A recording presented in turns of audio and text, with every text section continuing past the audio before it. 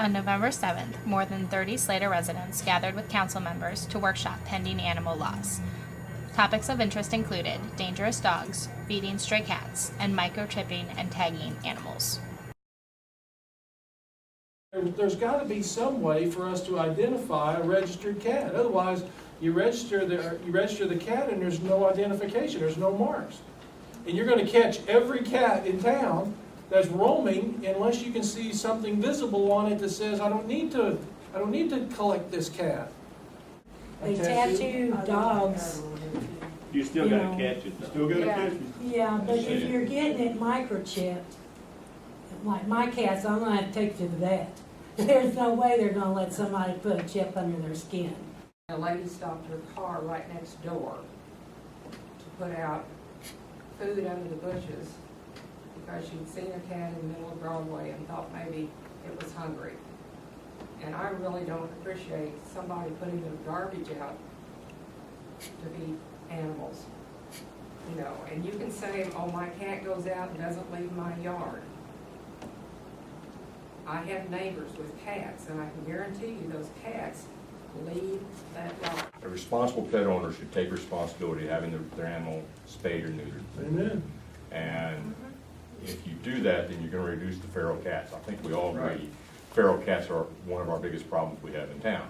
Yeah, we've got a good dog that doesn't get into anybody's trash. The only thing that dog likes to do is maybe go up to the neighbor kids and play with the neighbor kids, and the neighbors are fine with that dog running up that block right beside you. How can we face that issue and let that dog run loose just to help play with the kids and stuff when it's a good dog? Well, you need to be with your dog and have it under your control. Just on the whole tethered dog outside, it should be mandatory. They have shelter, water, and food. And that is I in have- the ordinance I and have the length seen of the around tether. town at a few places, dogs not having water or shelter out in the sun, and you know, you wouldn't do that to yourself, so why do that to your animal? And it's like saying all Mexicans are illegal immigrants, or all black people are thieves, or all white people are crackheads. You know, it's discrimination. You know, I've known people who've had great dogs, and they've been pit bulls, rescue dogs, pit bulls, and any dog can attack. It depends on how you raise them. Just like kids, if you don't raise your kids right, they're going to be wild, no home training. Not even a third of the biting force of that pit bull. So I could go out there and beat that dog, you know, all I wanted. If it's going to bite onto a kid, it may scratch his arm. But your pit bull could rip my kid's arm off. But there are a number of large breed dogs that can do as much damage as a pit bull. But under this proposal, Beverly, what we're looking at is if pit bulls are there, we're already in the ordinance. We've got an ordinance against them now.